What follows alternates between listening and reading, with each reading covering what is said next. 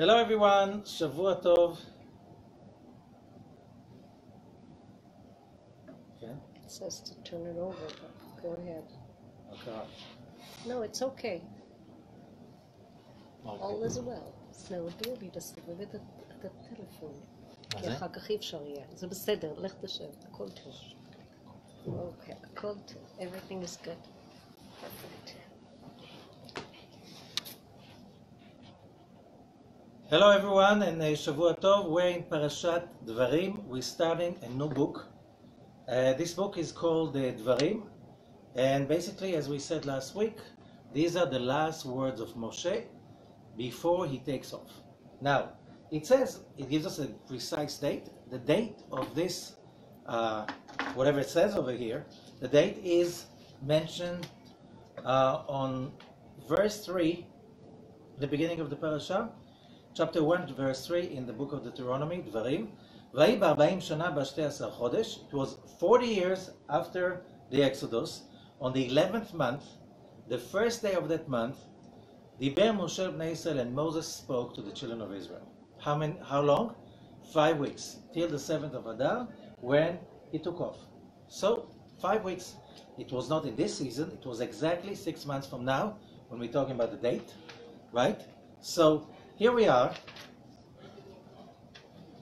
going to read the book of Deuteronomy from now on, all the way till we finish on Simchat Torah, the end of the holiday season. After Rosh Hashanah, Yom Kippur, Sukkot, Simchat Torah, we finish the book of Deuteronomy and we start from Bereshit, Genesis. So from now on, we're just like basically wrapping up the whole year, and we are planning to get a better year the next year. As basically statistically, if we didn't really make a big change, the last year we're not going to make any one. It doesn't mean we have no choice, no free will, we cannot make it. But statistically, if you didn't do it till now, what are the chances that in the month and something that you have, 2 months, you're going to make a real big change, unless you just right now go challenge and you have to show it. Go for it. Okay, so what are we talking about? Moses, from now on, for 5 weeks, a whole book, Moses is talking about his giving a summary. The question is like, where were they till now? They didn't know that stuff. Everybody knew it. They were studying with Moses for 40 years. And so it says, "Ela advarim asher diber Moshe el kol Israel." Those are the words that Moses spoke to all of Israel. And Rashi is saying, "Lefi shehen divrei tochechot," since these are words, like hard words, that after 40 years he kept silence. Now he's leaving. He doesn't owe anyone anything anymore. Why? He's leaving. This is it. Now I can tell you, I'm 120 years old, I can tell you what I really think about you guys. By the way, so he gives all of the account of all the messes the Israelites did in the 40 years. Most of them happened in the first 2 years. By the way, where are all those people that made a mess? They're dead. Remember, 40 years in the desert, till they're dead. So, who is Moses dealing with? For the new ones? The ones who just born? The ones who came to the world after that? Who were children when it happened? So, who is he dealing with? Who is talking to? Okay? And why does he talk about all the mess that happened in the parasha? It's about all the mess that the Israelites did from the Exodus all the way till that time. But most of it is somewhere in the beginning when these people are not around. As I said, are not around you. So let's try to understand, because Rashi is giving us some hints, and he's saying, these are divrei tochechot. Moses is giving us on the head. ומנה כאן כל המקומות שהכעיסו לפני המקום בהם. He counts all those places the Israelites made God upset or angry. לפיכך סתם את הדברים. However, because of that, he didn't speak it clear and loud he just mentioned it in a hint. מפני כבודן של ישראל, because still from out of respect. So, did he just reprimand them, or he just respected them? It's kind of a... And there's a whole discourse, and I just want to make it short because I know you guys have a lot of stuff to do today, so we'll get right to the point. These are the words that Moses spoke to all of Israel, and then it says, Be'ever Yarden, across the river Jordan. They were there. Bamidbar, just a second, they're not in the desert anymore. Ba'arava, they're not in the Arava anymore. Mosuf, in front of the Red Sea, the Reed Sea, they're not there anymore. Ben Paran, Ben Tofel, Velavan, Vechatzirot, V'Dizav, which means he's mentioning all of those locations of havoc, doubt, falling, upset, and so on. But Rabbi Azakloria is telling us what it really means. The next verse, verse 2, Achadasar Yom Mechorev, Derech Har Seir, Ad Kadesh Barnea. And he's explaining something that is really important. We are now in the 9 days. First 9 days of Av are the most judgmental, tough, heavy days of the whole year. These days, if you will heavy, if you don't take it personally. This is a time that we have, as we said, to turn around the judgment into sweetness, and it's not going to be easy. You really have to put your mind into it. So, and that raises a question, because why these days are so negative? Because from the 1st of Av till the 9th of Av, if we said that the 3 weeks are starting on the 17th of Tammuz, now from the 1st of Av, it's becoming even more heavy, more judgmental. It's very easy to get into a fight with yourself, with other people, and especially with the Creator. To go to that place of why? Why me? Why it's so painful? Why it's so hard? It's very easy to fall into it, especially when you reach that place of bringing up so many terrible stories that happened in the past, like the sin of the spies. Okay, the result is 40 years.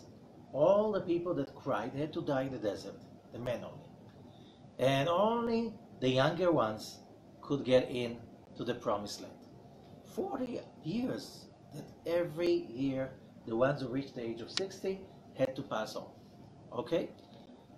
Now, but it's not over. When we're talking about the destruction of the first temple and the second temple and so on and so forth, and we're coming to, but just a second, it's harder than that. Because let's say we're talking about Titus. Who was Titus? Titus was the head of the leader of the Roman army that destroyed Jerusalem. Was he a nice guy? No. He was terrible. He was evil. He turned into, later on, the emperor of Rome after his father Vespasianus passed away. Died, buried, whatever. Most of them died, poisoned, something like this. But were the Romans righteous? No, they were an empire. They were robbers, they were thieves, colonialists. You know how they used to entertain themselves? They loved blood. Okay? What did they do with the treasures they robbed from the temple in Jerusalem? Titus built the Colosseum. Have you been to the Colosseum? Yeah. Titus built it with the treasures he took. That's history. And you're asking yourself, what did they do in the Colosseum? They watched people killing each other. That was the way they entertained. Is it legal today? No. They watch animals killing people. Massively. Is that legal today? No. They watch animals killing animals. Is that legal today? No. It's illegal even to do it with the rooster fights or dog fights. Illegal. Just a second. We won. Right? We lost the battle, but we won the fight. Almost, it looks like, because basically all of these rules that came from Jerusalem, that came from the temple, all of these rules of human dignity and love and equality and so on, and that you cannot be cruel to animals, that you cannot be cruel to people, that people have the right for their happiness, these rules reign for supreme right now. I'm not saying that everybody's doing it, but basically we lost battle after battle after battle, but meanwhile we're winning the war. With all the screams and yells and all the stuff, we're winning the war. Well, it's going to take a while still. And the question is that people are asking, but why does it have to be so tough? Why do you have to see? You know, if you see okay, why was the temple destroyed? Hatred for no reason. Still, with all the hatred, Jews were not entertaining themselves by killing other people. Jewish society was still kind of equality, more like today. It was mostly how do you call it? Most of the Jewish population were middle class, very small, very rich people, very small class of people who were not, slaves or something like this, but the middle class was the most of it. The Romans were colonialists. They destroyed nation after nation. They turned those nations into serfs, into slaves, and Israel was just part of it. While the Jews were saying, no, we have our own society, we are for multiculturalism. You guys want to do whatever, don't mess up with ours. The Romans, the Romans wanted the booties. They wanted, Israel was very rich at that time. A lot of precious small stuff like today. It's a small country. You can make a lot of stuff to make a lot of money. You have to make small things that cost a lot of money with a small country. Okay? There was the same thing. So it was the most powerful dates. Every date was so precious because it was good for health. It was good for nutrition and everything. It was perfumes, whatever was high-tech. It was created in Israel at that time. The Romans wanted it. They wanted all the money for their pockets. Did you see, if you visited Jerusalem, you see all the Herod's huge stuff. Where did he take the money from? Not from the Romans, forget it. He had to give them a lot of money, so they let him build those shrines and those temples that he built. So where did he take the money? That was a very rich country. They wanted it all for themselves. But there was a problem. The Jews were standing in the middle. They had to get rid of the Jews. So they made it so tough for the Jews. The Jews were upset. They went into a rebellion. The Romans said, okay, go for it. Yes, now we can kill them, take them as slaves, take the land. That's what they did. One rebellion after another, one after another. But the question is, we were not like them. With all the problems and the hatred, Jews were not killing each other in the arenas. There were no slaves. There were no. It was a more just society. So it doesn't happen that you ask, why me? I'm not as bad as this guy. Look at this guy. He's so successful, making so much money. And I am not. And I'm nice. I'm a nice person. I'm a nice guy. I'm honest. Why is that the mean guys, mostly the ones who are the winners and the ones who get it all, they don't care about ethics. They don't care about values. How come they are so successful and the good guys are not controlling? If you look around, we already spoke about it before.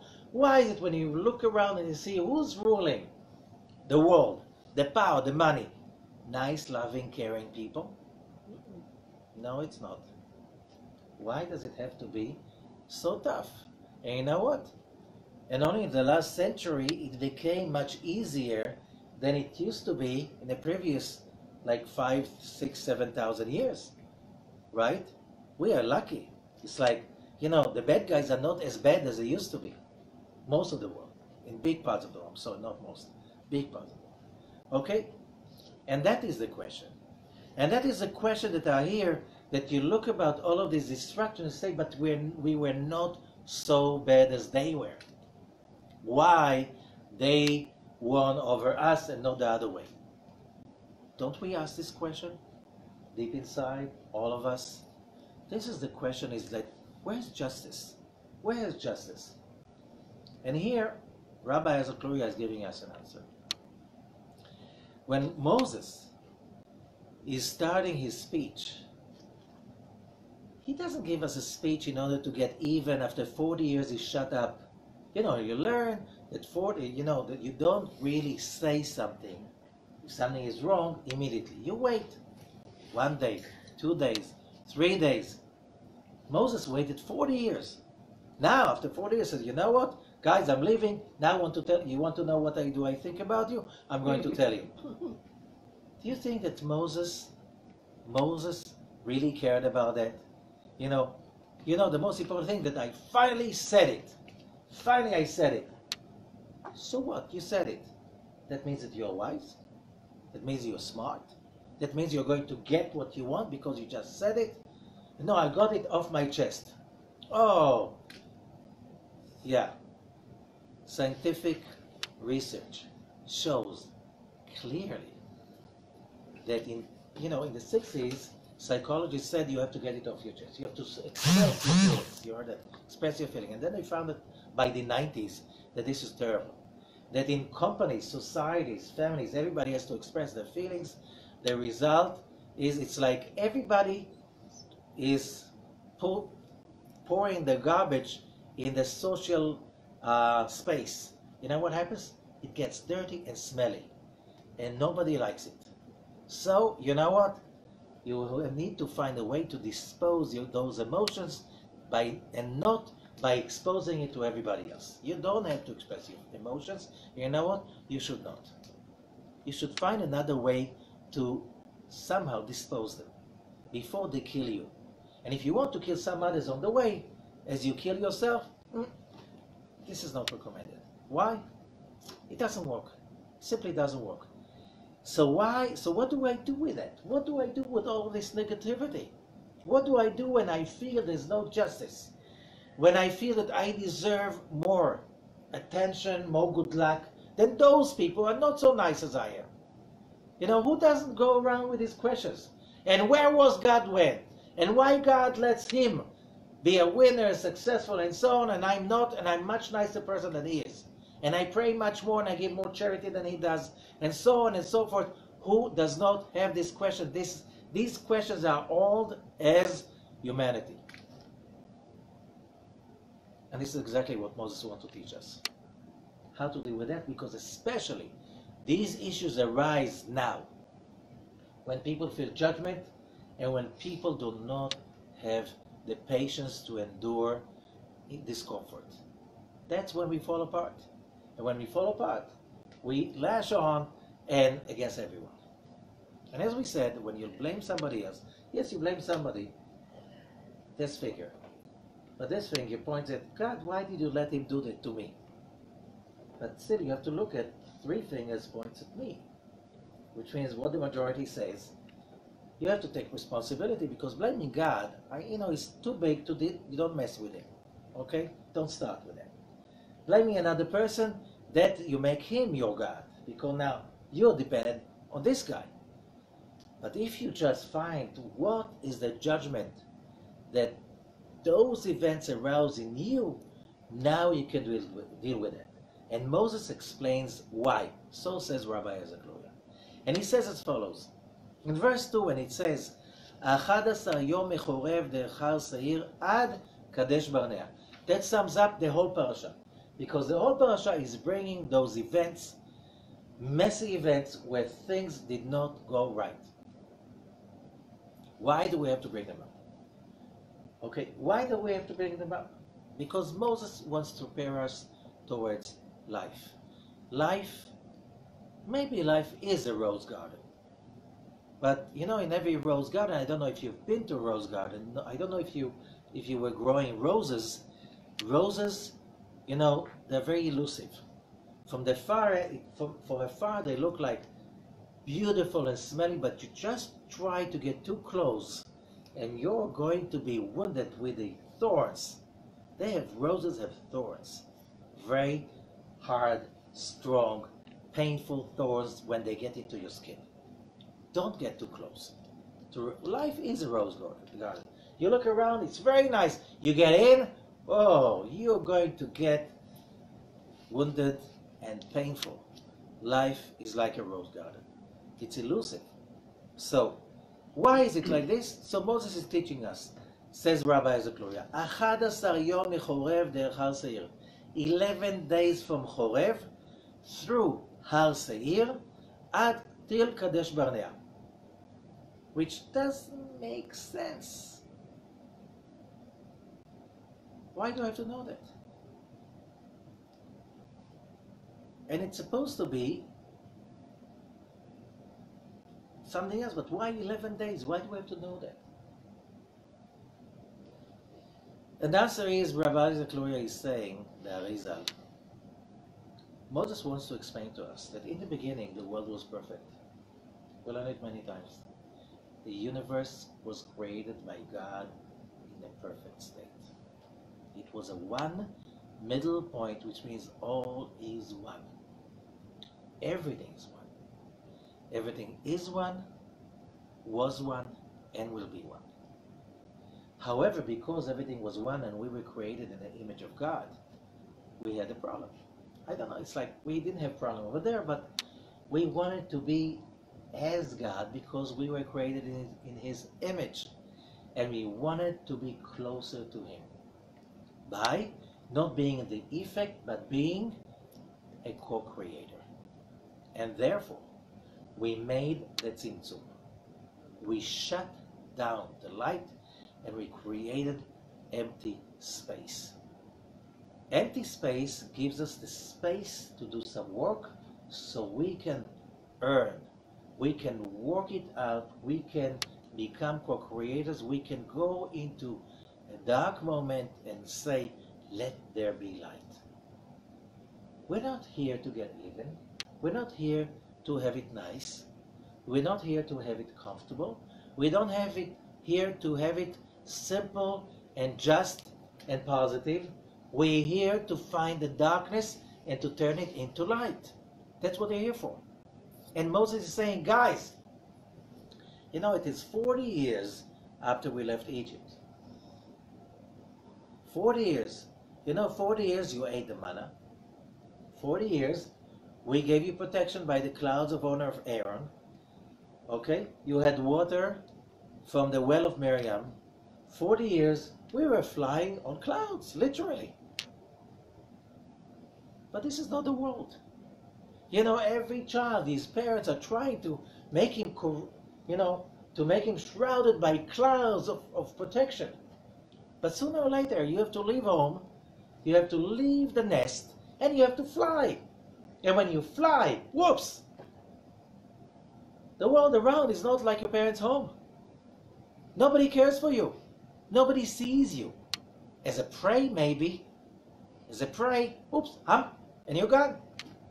That's the way it is. That's the world. And Moses is saying, you want to know what this world is about. It's a tough world. It's not easy. It was not supposed to be easy. Why? 11 days from Chorev, so says Rabbi Zakluria, everything was perfect. But then we created that vast space.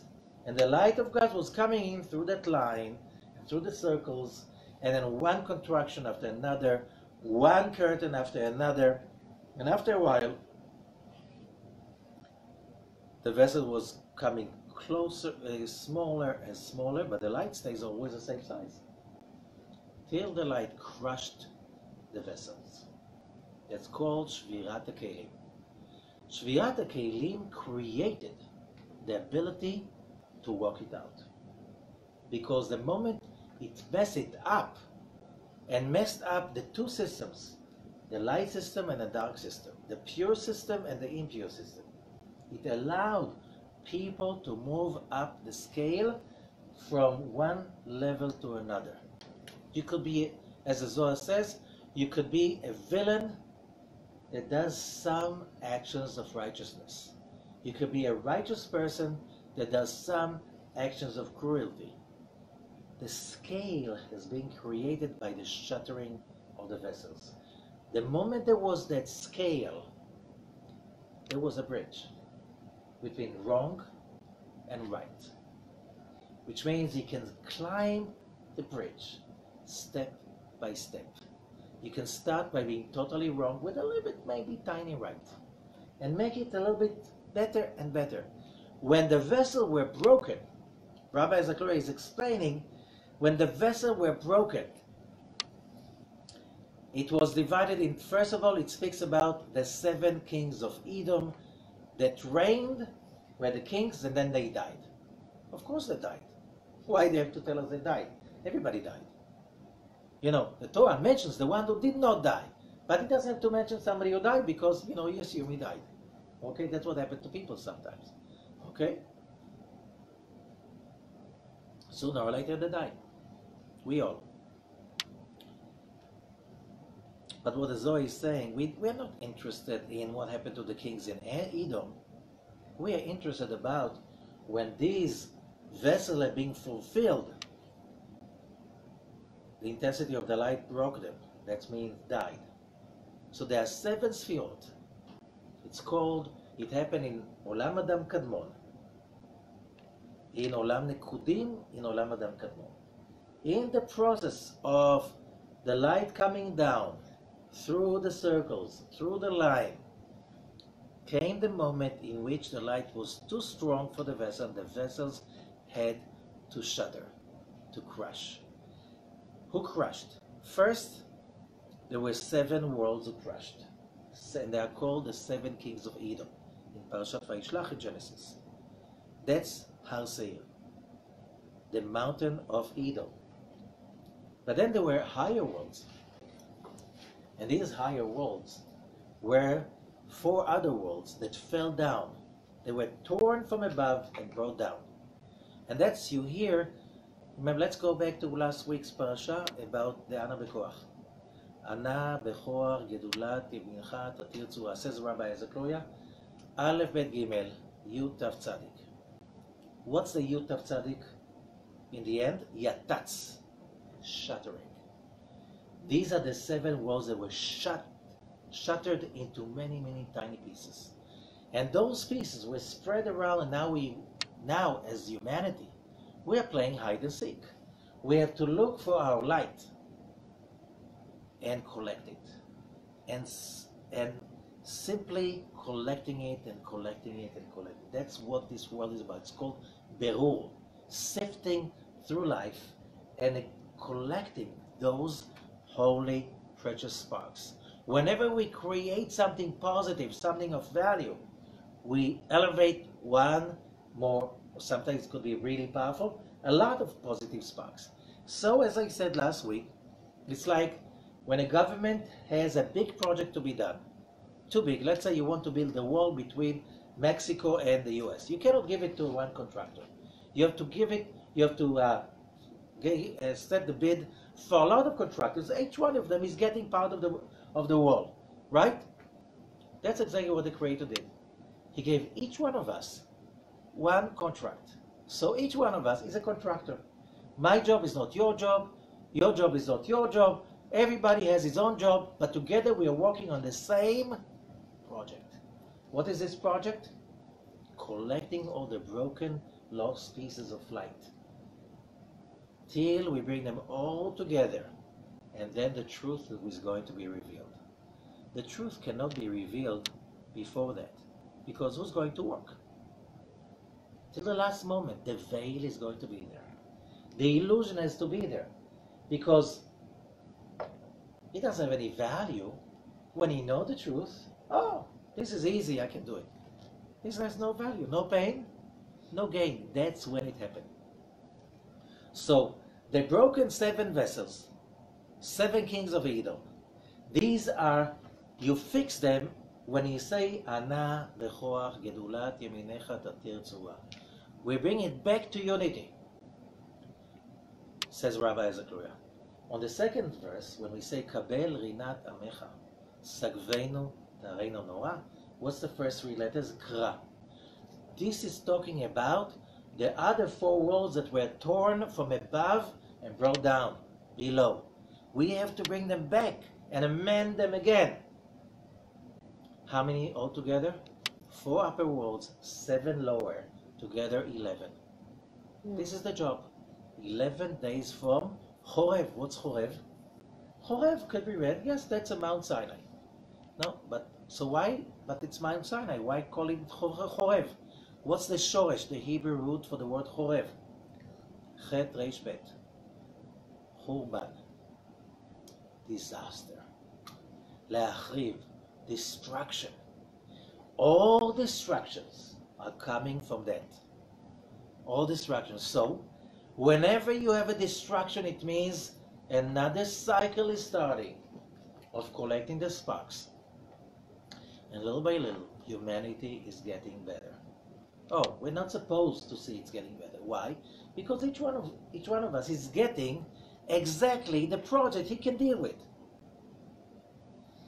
If we think about, we are so spoiled, all of us. If we are being sent 100 years ago, no toilet in the house, no running water, no electricity, no cell phones, okay? All of this generation tried to take the cell phones from a generation that was born after it was invented in the 80s. Huh? What about that? Would they survive? I don't think so. They're born like it's like they have already the programming in. Everyone gets the pain he can overcome. And your pain is not my pain, and your mess is not my mess, and your job is not my job. And we should just suppose to support each other, because when we finish the job, then we'll see the days of Messiah. What do I mean the days of Messiah? When everybody realizes that we are all working on the same project, we all have the same goal, and we all belong to the same team, and we're working for the same boss. Doing what? Collecting the sparks, the lost sparks. And that's why it says, 11 Yom Chorev. There are these 11 worlds that we have to fix after the destruction. Derech Har Seir, we have to go through the judgments. Har Seir is the Mount of Edom. Okay? How do you call it today? Petra is called the Red Rock. The judgments. Ad Kadesh. What is Kadesh? Holiness. When we come in Passover, we get the highest levels of light. When we do the 15 stages of this Passover Seder. What's the name of the first one? Kadesh. Right? That's when we get the highest lights. So now that we understand that, we understand why Moses has to give us all of this list of falling and falling and falling and falling. And the simple thing is, when you fall, you fell because you meant to pick up something from the dirt. So the moment you fall, you have to sift around, because why did I fall over here? I came over here to lift some sparks. There's a story of a student of the Baal Shem Tov, that he was going to be with the Baal Shem Tov for Rosh Hashanah.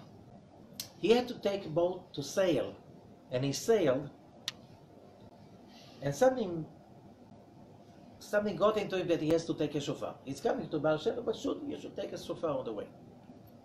And his boat was wrecked, and he found himself on an island. And there's a kingdom on this island. And there was no Jews on this island, so they didn't know how a Jew looks like. But they were very nice to him, but it was just before Rosh Hashanah. There was no way he could get on time out of this island. So the king is asking, what do you need? He says, I just need a room and nobody should bother me.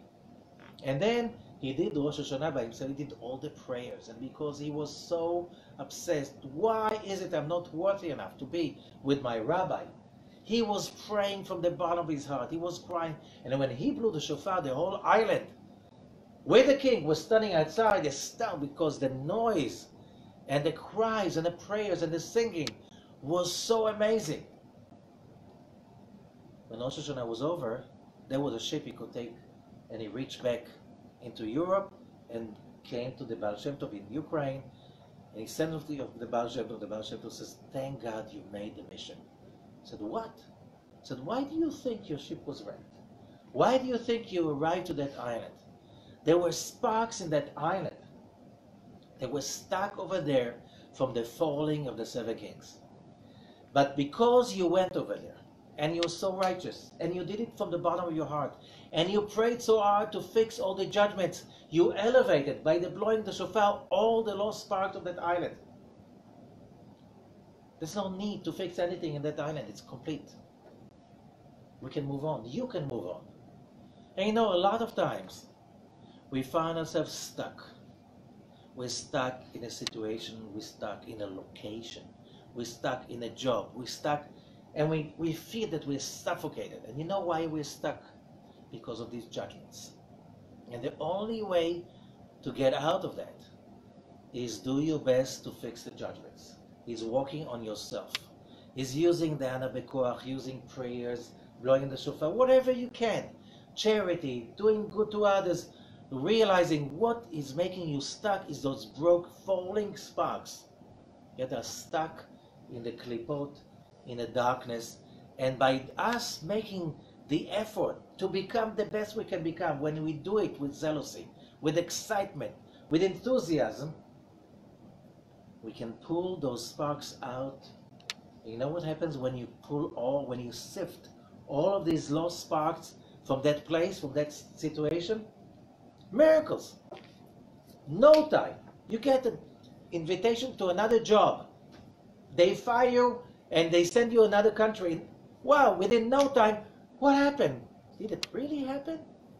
You find yourself in a new place, in a new situation, and it's like, what was that? We think that everything what we see is what we got. No. We see only a very, very tiny fraction of what really happens. Why do we have to study Kabbalah? Because of that, because without knowing Kabbalah, we can never understand the currents underneath. You know, it's like, why should I study Kabbalah? It's like, you know, what would I need to know that I see everything? You know what? You want, let's say, to be a captain in a ship. Everybody can be a captain of a ship? No. You have to, first of all, learn how to read the ocean. You have to learn how to read the weather. You have to learn how to read the map of the sky, of the stars. There's so much stuff that common people don't see. A captain has to see that, otherwise his ship will be wrecked. You have to learn how to read maps. But why do I have to? Because if you don't know the currents, if you don't know the weather, if you don't know the waves, if you don't know how the universe is structured around you, you cannot maneuver and you cannot take your ship somewhere else. So yes, you are a captain of your own ship, your own life. If you don't understand those currents, those energy forces, that basically a common person cannot see them, but you have to learn. Because if you don't learn, you don't understand why this wave come and hit you. That's a surprise. Today, we're smart, you know. TV, radio, internet, they show you hurricane is coming from here, typhoon coming from there. You can tell you days ahead, you can run away. In ancient times, you had to learn a lot to know how to not to get into it. Even today. Because what we see is only the superficial cover. But if you understand Kabbalah, you can start understanding it. What you see on the surface is basically just little hints about what's happening underground. What's happening underground is the real game. And the real game is to go through those negativities, through those judgments, through that seir, and you have to go through it. And there's something very impressive. There's something, we spoke about it before, but it's mentioned over here. Moses is saying to the Israelites, verse 9, "Va'omar alechem ba'itei," and I told you that time, "Lo uchal levadi set etchem," I cannot carry you by myself. And then he says those magical words.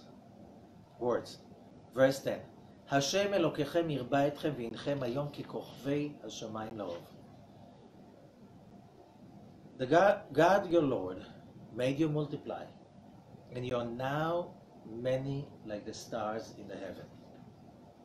And then he continues, and that's what's important. Verse 11. Hashem Elokei avotechem yosef alechem kachem elef pe'amim. God, the Lord of your fathers, will add upon you, like you, thousands of times. V'yivarech etchem kasher diber lechem, he will bless you, like he spoke to you.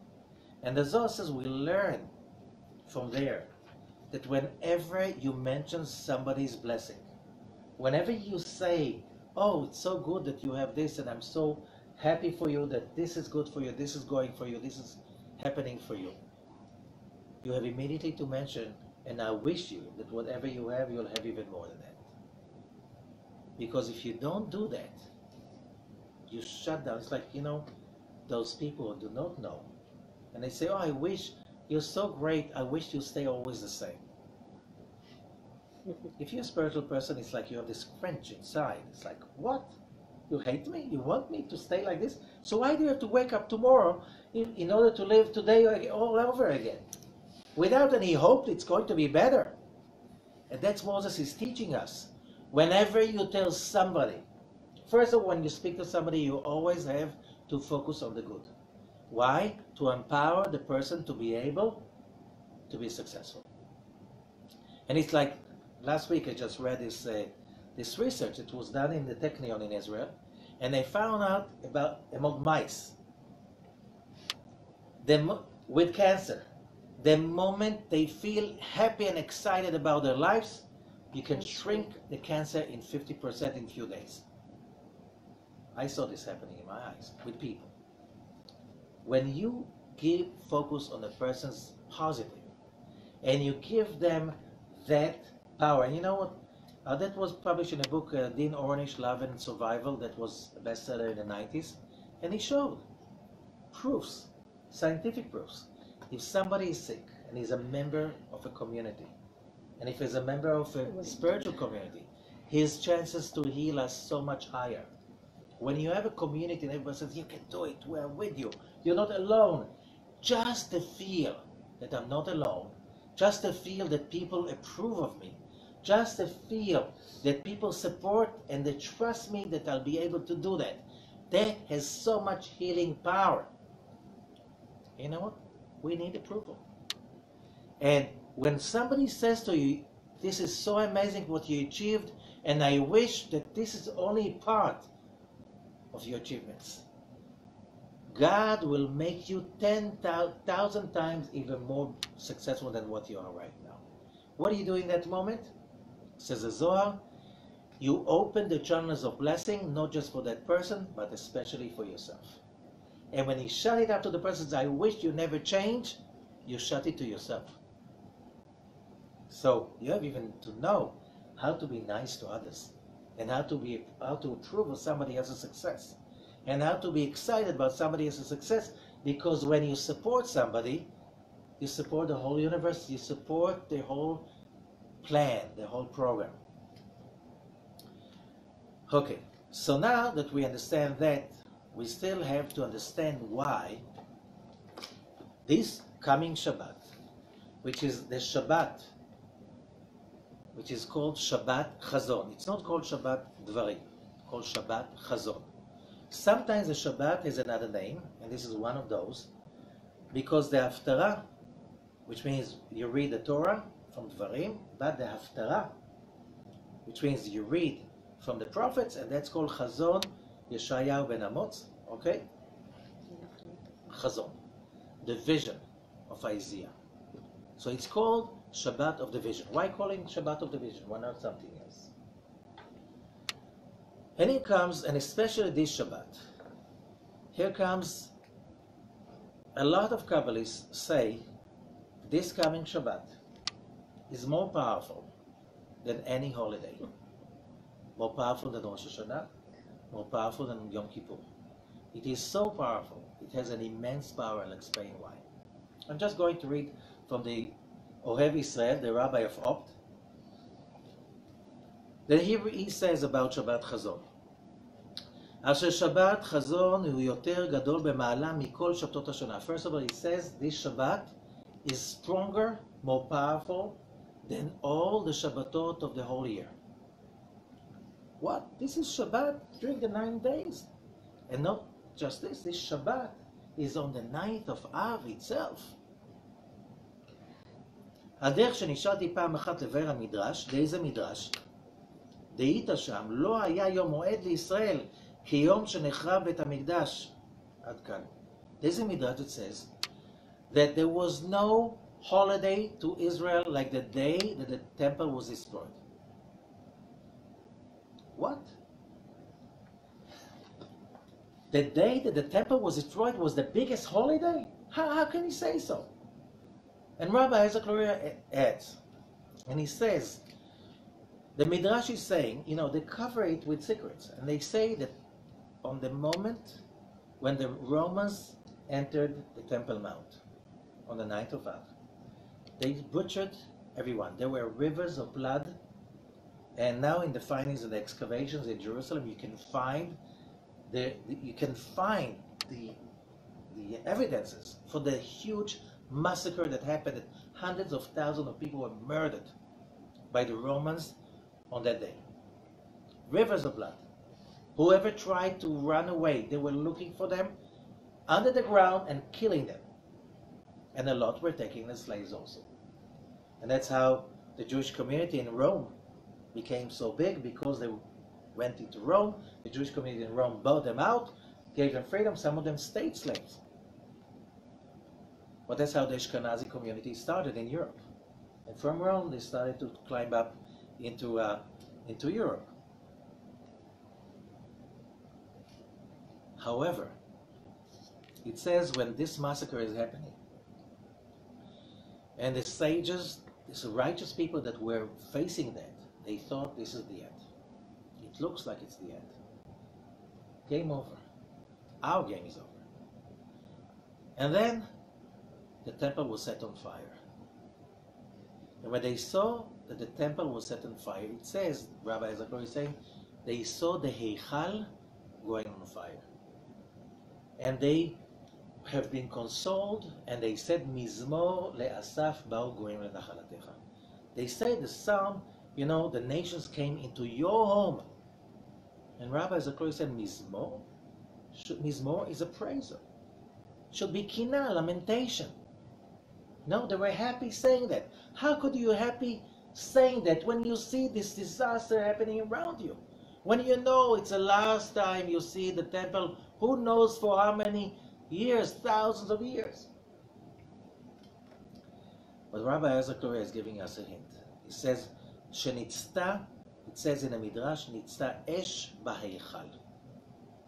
Now Rabbi Zachariah's teachings, you can read if you study the 10 Examinations, the Tree of Life. So in Rabbi Ashlag's Tree of Life, Volume 3, he explained that 13 different names, set of names to the Sfirot.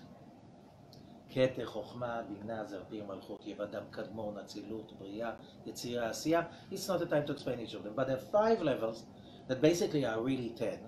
But those 5, there's 13 sets of names, because if you want to explain before the Tzimtzum, after the Tzimtzum, the first stage, second stage, whatever, so it's a different name, depends on the level you're talking about. But when you're talking about the ability of a human being to perceive this universe, is one set of names that is called Shoresh, the root, the light of the Creator. Neshama, Neshama is the vessel for the light of the Creator. The light of the Creator cannot reveal itself unless it comes into a soul, a neshama. But the soul, the neshama, cannot reveal itself unless it is coming inside a body. Guf. The body, guf, cannot reveal itself unless it's clothed under garments. Only then you can come out to reveal yourself. And where do you reveal yourself? Levush, that's garments inside your home. Your home, your house, is where you really reveal your life. Heichal.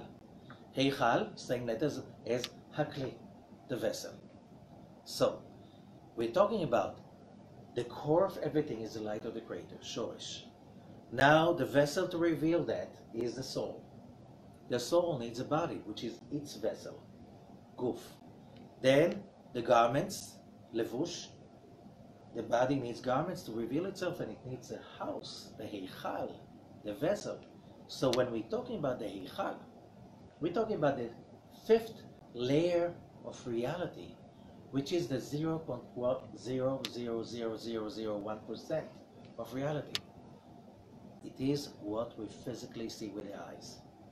Scientifically, how much of reality do we see? Do we see the radio waves? No. Do we see atoms? No. What we see is just 0.000%. And that elusive picture that we have, that layer, is called Heichal. Now you understand what Rabbi Azakloy is saying, why it was a great holiday?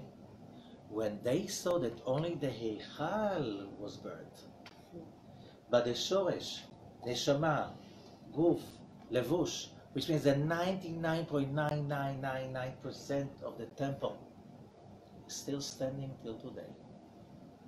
The Romans could not touch it because they couldn't see it. But the sages who were there, they could see that what was destroyed was only the cover, the elusive cover. But now nobody can sell the temple. Nobody can do business in there. Nobody can sell the high priesthood. Nobody can make politics out of it. It is right now secure. Only who has a high level of seeing reality beyond the illusion would be able to see the temple. And that's why it says in the Shabbat prayer, on the temple, when we asking God, please let us be part of the building of the temple again. But we don't say that. We say, Ve'areinu bevinyano, and show us its building. Ve'samcheinu betikuno, makes us happy fixing it. We will need only to make a little fixing, because we will be able, the moment we arrive to the time of the Messiah who really finished the tikkun, raising all the sparks, then the reality will unfold. We will see the temple has never been destroyed. Just the illusion. How do we know that? It's in Shulchan Aruch. You know, Shulchan Aruch is the book of Jewish law that was edited by Rabbi Isaac Luria's in-law, Rabbi Yosef Karo, was much older than him. But Rabbi Yosef Karo wrote, he was a great, huge Kabbalist, and he wrote the Shulchan Aruch, the set table, all the rules. The rules of prayer say clearly, when you reach the highest point of the prayer, which is called the silent prayer, or the Tfilat Shmoneh, the 18 blessings prayer, when you reach that high level, you move 3 steps backwards, and then you move 3 steps forward. And how do you reach, what do you do when you move 3 steps forward? 1 step if you're outside of Israel, 1 step to Israel, 1 step, 2nd step to Jerusalem, and the 3rd step into the Holy of Holies. How can you walk into a place and pray in a place that does not exist? Unless the place does exist. It's part of the halakha, the Jewish law. Which means every time you pray, you have to go to Jerusalem, you have to go to the temple, you have to walk into the place the high priest could get into only on Yom Kippur. And you have to pray there 3 times a day. 4 times on Shabbat and holidays. 5 times on Yom Kippur. If you don't pray over there, you play outside, there's nothing outside. This is the place that is the gate of heaven, says Jacob, when he woke up after his dream, when he saw the ladder. Because he was there sleeping on the stone. He had that connection. He realized, it's not by mistake I slept over there. God brought me to his home, so I will see the gate. Okay? Most of the world believes that's the gate. That's why politically it's such a sensitive place. This is the gate. So where are you going to pray? At the gate. Standing just at the bottom of the ladder, and then when you pray, you go up the ladder. That's how you pray. So, Judaism basically does not believe the temple was being destroyed. Only the Heichal, only elusive cover. But 99.999% of the temple is still standing there. And one day we will see it. So, that was one reason for the joy. But still making it as the biggest, strongest holiday, continues the Opti Rabbi say. Pele, this is a wonder. So he says, we know what the sages are saying in the Talmud. מאמר חז"ל, חייב אדם לפקוד את אשתו בשעה שיוצא לדרך. והמשכיל יבין. ובפרט שחל יום ט' באב בשבת, and especially when the 9th of Av is on Shabbat. You know, the temple has been destroyed. It was Shabbat. That was Shabbat, like this year, like this week. And he explains like this. The Talmud says when a person goes for a far journey, you know, in ancient times, no cell phone, no telegrams, no mail. You could travel, let's say you lived in Jerusalem and you had business in Spain. It took years till you got there, till you finished the business, till you came back. Sometimes years, many months. How would your wife stay loyal to you, believing that you're coming back home? What if you went to India? People went to India. You know, they had the patience, not like today. Oh, it took 16 hours to get to LA. Whoa, so long. People traveled for months, spent their years and came back months later. They did it. Okay, it's not the issue. But how could she wait for him? So the Talmud says, the person before he leaves, he has to have relations with his wife.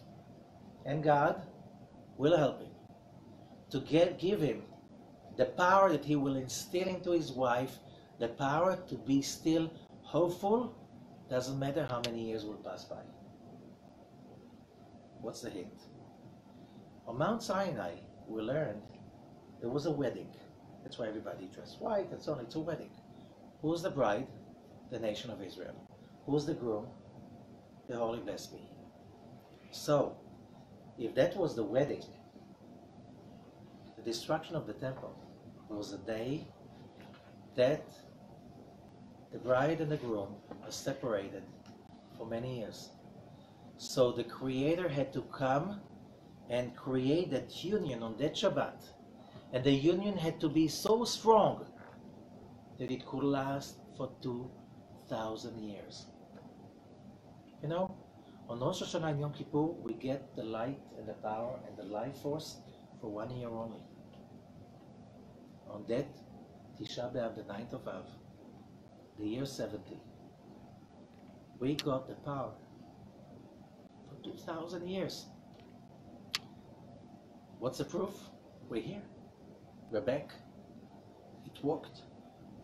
So every year on the 9th of Av, we have the ability to rejuvenate that vision that we'll go back.